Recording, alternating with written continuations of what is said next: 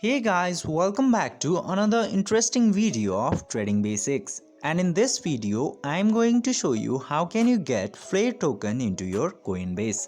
So without any further ado, let's dive right into this exciting video. Now in order to do that, you just simply have to open your Coinbase application. And now after opening the Coinbase application, this type of homepage will appear.